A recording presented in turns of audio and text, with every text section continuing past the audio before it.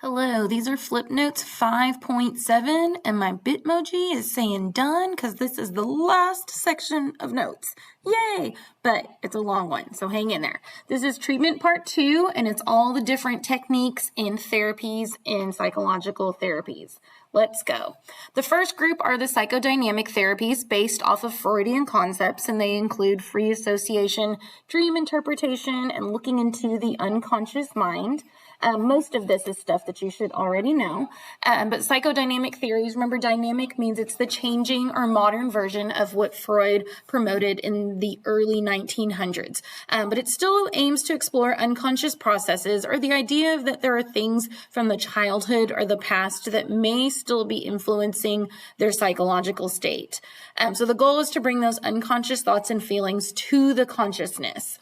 Free association is really just talking freely about whatever comes to mind. There's no censorship, no filtering.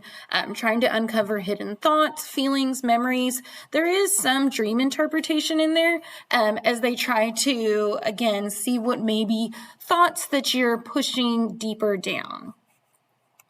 Our next one are the cognitive therapies. And in modern therapy, the cognitive and cognitive behavioral therapies are the most popular and tends to be considered the most effective types of therapies.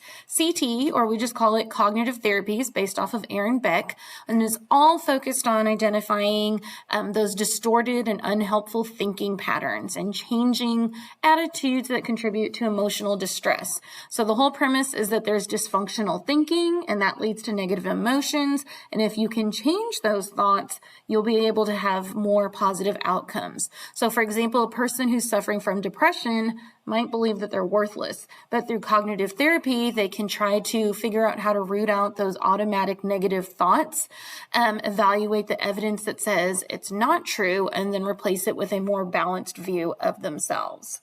At the heart of cognitive therapy is trying to change the maladaptive thinking. So maladaptive thinking just means the thought patterns that are counterproductive. They don't work. They're interfering with daily functioning. They're self-defeating. They're unhealthy. They cause emotional distress. So for example, a person with social anxiety may be in that all or nothing mindset. They believe everything has to be perfect in their social interactions or they'll be rejected. But instead of if they learn to recognize that they can be more flexible and realistic and that being perfect is maladaptive, then that'll be more healthy. Another element of cognitive therapy is cognitive restructuring, and this is part of how they actually change those maladaptive thought patterns. So they're trying to identify those distorted thoughts and then replace them with something, with a type of questioning that helps them to develop more realistic and valid thoughts. So this is more adaptive. So someone with anxiety may go into catastrophic thinking, where they think if I fail this test, my life is over. But cognitive restructuring would help them to re-examine that and consider, let's look at it more closely. What would happen if you did actually fail this test? Would it actually cause you to fail the 6 weeks? Would it fail the semester? Could you make corrections? If you did actually fail the semester, what could happen? And learn, there are all these other things like grade recovery or at the worst, retaking a class. So considering alternative outcomes and trying to develop a more balanced perspective. Another element in cognitive therapy is developing a fear hierarchy. This works well with phobias, and it's a type of exposure therapy where when a person is exposed to what they fear, then they can gradually overcome that fear. So a fear hierarchy is a graded list of whatever it is that provokes their anxiety. They start with what they think they could handle, like just thinking about a spider, versus gradually moving up through the hierarchy to the point where they could actually let a spider crawl on their arm. The other example here is the fear of public speaking. They might imagine giving a speech, progress to speaking in front of a small group, and then eventually a large audience. But by making it through each step, that helps them to build their confidence and reduce their anxiety. The cognitive triad of cognitive therapies is that there are 3 levels of negative thoughts, or 3 types. That involve negative views about yourself, negative views about the world, and negative views about the future. So all of those are thought patterns that reinforce that cycle of depression. So when a person thinks, I'm worthless, people are cruel, things will never get better, it's hard to overcome that. So cognitive therapy aims to challenge each one of those and reframe those thoughts to think about themselves more positively. ABA, we've mentioned it a little bit in class, but is a specific type of behavioral therapy, applied behavioral analysis, and it's based on behaviorism and specifically conditioning. So it helps people with social skills, communication, but it's particularly been helpful with children, even adults on the autism spectrum disorder.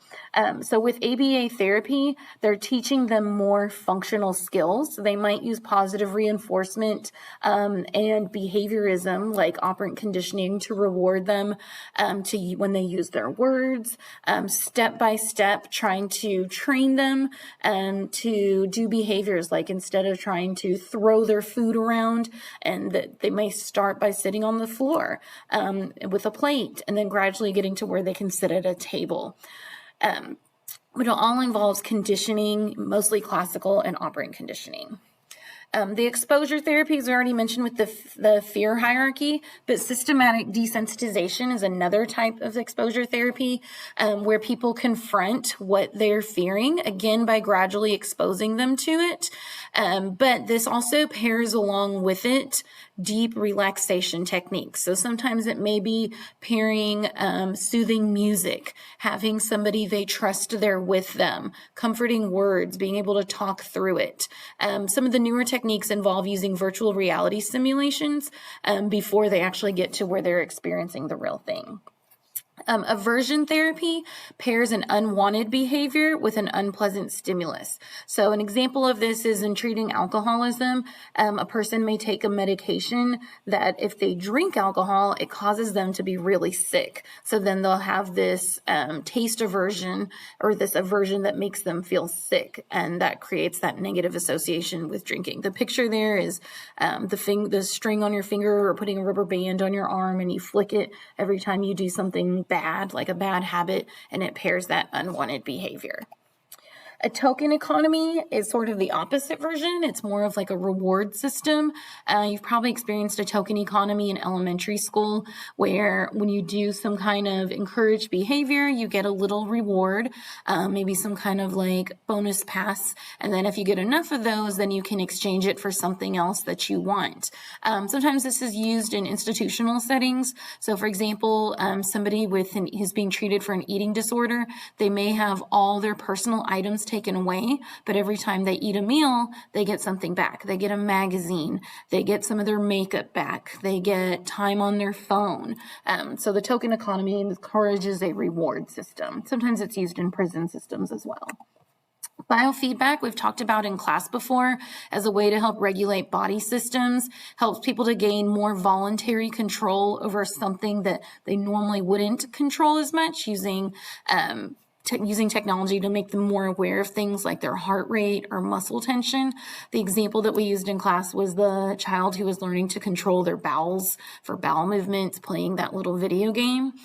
Somebody suffering from migraines may be able to learn how to control specific muscles, especially in their forehead, and relaxed breathing to control their migraines.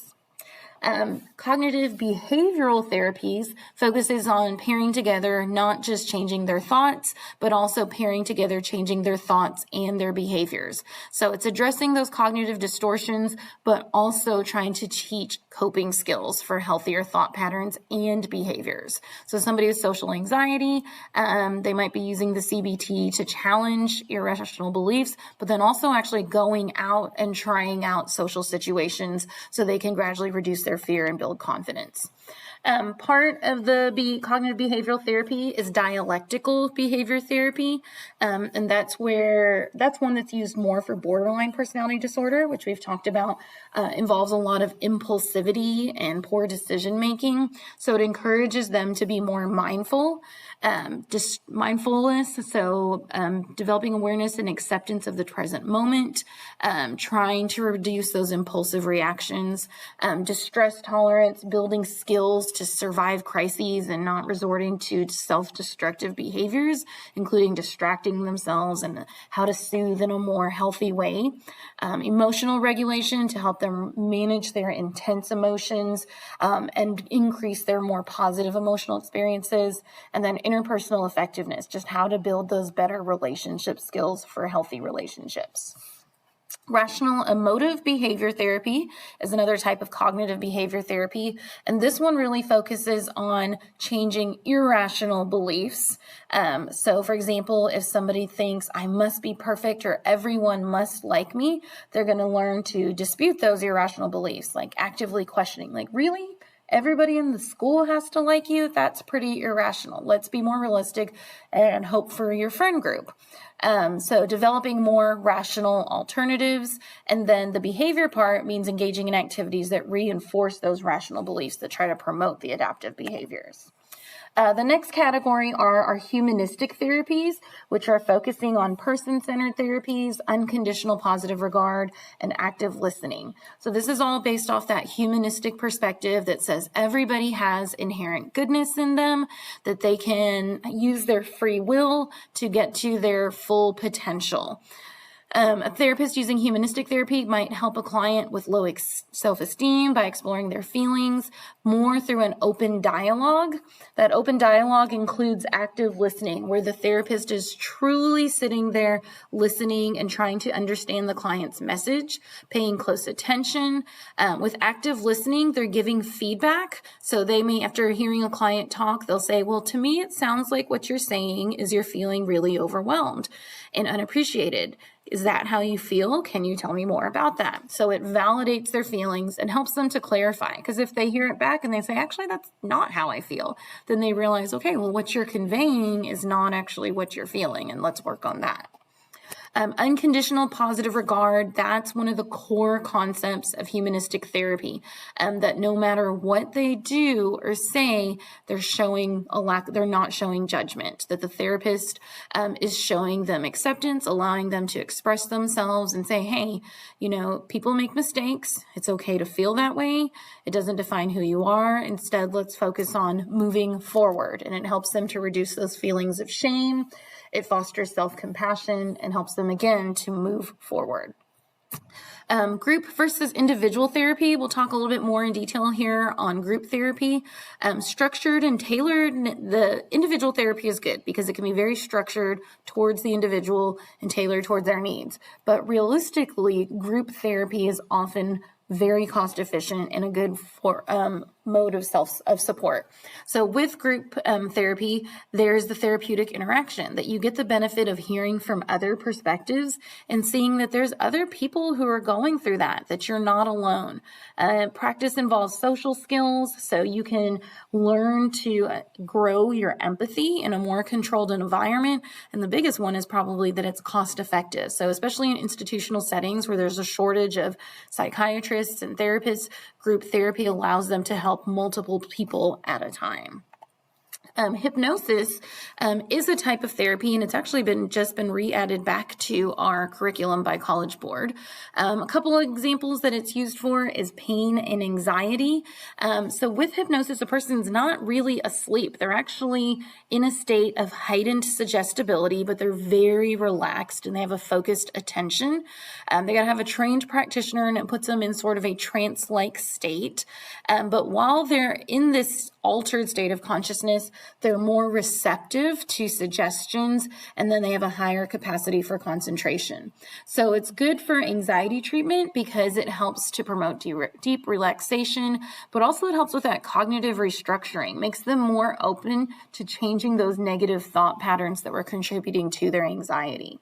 It's also been used, did I skip it? I thought I had a slide on pain, on using it for pain, but it is also used for treating pain.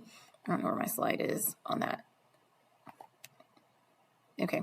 It's also used for exposure therapy, so that while they're being exposed to those things that are really, really stressful for them, it helps them to be more relaxed while they're doing it. But the hypnosis is also used for pain management, and it helps to kind of basically as a type of distraction from the pain. The biological interventions or medications is our next category. The psychoactive medications primarily focus as antidepressants, anti-anxiety drugs, lithium, which is primarily used for bipolar disorder, and the antipsychotics. So in general, psychoactive medications work on the central nervous system. They're acting as agonists and antagonists. They can manage psychological disorders by influencing the neurotransmitters. So things like dopamine and serotonin and GABA and norepinephrine are the 4 primary ones that are affected here. By adjusting the neurotransmitter levels, it can alleviate symptoms of the mental health disorders. Antidepressants are our first psychoactive medications. A lot of antidepressants are actually also used as anti-anxiety medications, but they alter serotonin levels, also norepinephrine and dopamine. The big class of antidepressants, but not all, are selective serotonin reuptake inhibitors, SSRIs. So what they're doing is keeping the neurotransmitters like serotonin in the synapse longer and preventing them from going through reuptake back into the cell. So it stays in the synapse longer, so it has another chance to bind and have its effect again. Some of the more common antidepressants, Prozac was one of the very first ones, and it's still very effective today. Paxil, Zoloft, Celexa, and Lexapro, and most of those have been around long enough that they all have generics that doctors can prescribe. There are pros and cons of antidepressants. The big pro, obviously, that it helps to manage symptoms and lift the moods, and certain ones are even safe for pregnant women. The cons, though, there are side effects, some stomach effects. It can take time to see results. It takes weeks, sometimes a month or more before a person may really see effects. And if it doesn't work, then they have to try another medication, and that can take weeks and weeks at a time. So not all may work. Sometimes over time, they may gradually stop working and a person has to try a new one or adjust their medication levels. But overall, they seem to be helpful. Anti-anxiety drugs or anxiolytics help to manage anxiety disorders. Again, a lot of the anxiety drugs are actually antidepressants. So a lot of the anti-anxiety drugs target more for panic and severe anxiety. So a lot of times the long-term ones, the antidepressants work well for those. With the anti-anxiety drugs, they help to increase the effects of the neurotransmitters that are more calming, which we know that GABA is the primary one to calm, and norepinephrine is the one that gets you up fight or flight alert. So anti-anxiety drugs are going to calm down or decrease norepinephrine. So SSRIs, again, are sometimes used as anti-anxiety drugs, but there are also SNRIs, serotonin and norepinephrine reuptake inhibitors. Valium's probably the most famous one, and that's when the people are taken sometimes when they're in a panic. Xanax, also another one. Both of those slow down the nervous system, which is why it's extremely dangerous to combine those with alcohol, because alcohol also slows the nervous system. So combining those can cause a person their brain basically to go to sleep and stop functioning. Ativan is another one. All of those can be fast acting, but they can become addictive, and they're really more just for short-term use. Lexapro and Cymbalta are pretty well-known ones for long-term management of anxiety. Lithium is the next one, and it's the most well-known one as a mood stabilizer for bipolar disorder. So we know that with bipolar disorder, there's severe mood swings from the manic phase to the depressive phase. So lithium really keeps them managed from getting too high up there in the manic phase and too low. Often they also take a antidepressant there as well. That one's acting on serotonin and norepinephrine. Like most medications, it does have side effects, and they're listed here. Antipsychotic medications, these are the ones primarily used in treating schizophrenia and the hallucinations and delusions. So they're primarily trying to target dopamine receptors and reduce psychosis. Some of them affect serotonin receptors, but primarily they're working on dopamine. Antipsychotic medications have a couple categories. The first generation typical antipsychotics, these are the older ones that were original back in the late 90s that came out. Not late 90s, the late 1900s, which would include the 90s though. But Haldol and Thorazine are the most well-known ones, and there's more modern versions of those now. And they primarily target dopamine receptors. And then the second generation atypical ones, Risperdal, I don't know how to say that one, sorry, and Zyprexa, and those also target dopamine receptors. The antipsychotic medications do also have side effects. Dry mouth is a big one. Weight gain is a significant one, makes it really hard to stay awake, and the uncontrolled movements. We'll talk about that with the tardive dyskinesia. Tardive dyskinesia was a side effect of really the first generation antipsychotics. It's not as bad now, and there's a lot of medications to target the tardive dyskinesia. But it's basically uncontrollable and involuntary tremors, and they grimace, and the lip smacking, and kind of weird tongue movements, and weird facial expressions. And the downside of it, in addition to all of that, was that even when a person stopped taking their antipsychotics, the tardive dyskinesia would remain. Again, that was something that was with the earlier forms of medication and has really come a long way since then. The next group are surgical intervention and invasive and non-invasive interventions. So psychosurgery is actual surgical procedures to treat abnormal brain activity. This is more associated with like if somebody's got a tumor and it's causing a change in behavior. This is not something just a regular psychiatrist would do. It would take a neurosurgeon. Lesioning is a method that's used in research, but it can also be used in psychosurgery, but that's where they intentionally damage or remove a specific area of the brain in order to change abnormal neural pathways. And we've got a separate slide coming up on lobotomies. Some non-invasive interventions, and these are all fairly new. One is TMS, which is transcranial magnetic stimulation. She's holding a giant magnet there over the patient. But with that one, they're using magnetic fields to stimulate the nerve cells. So they'll hold these giant magnets over their brain regions, and it stimulates magnetic pulses, and it modulates or changes their neural activity. So primarily used for depression, especially when medication is not effective. Clinical studies are showing that it's pretty effective, and again, it's non-invasive. Another one is ECT, or electroconvulsive therapy, also just called shock treatments. In this one, the person is asleep, and it's come a long way from what you've probably seen in like horror movies. But the person is asleep, and they are given electrical currents to trigger a controlled seizure. They're also given muscle relaxants so they don't feel any of it. It is also used for severe cases of depression, sometimes bipolar and schizophrenia disorders, but especially when medication is not effective. It has kind of a stigma to it because of movies. You have to give consent for it every time. I'll talk about it some more in class. But again, another one that's used as a last resort treatment, primarily when people are resistant to regular medications. The last one to talk about are lobotomies, which you may have heard of. Mainly a historical thing, definitely not a common thing to happen nowadays. But the picture there pretty much shows how scary it was, that they would insert a needle through their eye socket and basically kind of scramble their frontal lobe. They would try to disconnect the prefrontal cortex from the rest of the brain to reduce severe mental disorders. And if it didn't kill the person, it basically made their emotions numb. It had all kinds of physical effects. Nowadays, there's all kinds of ethical concerns, and really it's not necessary because of medication.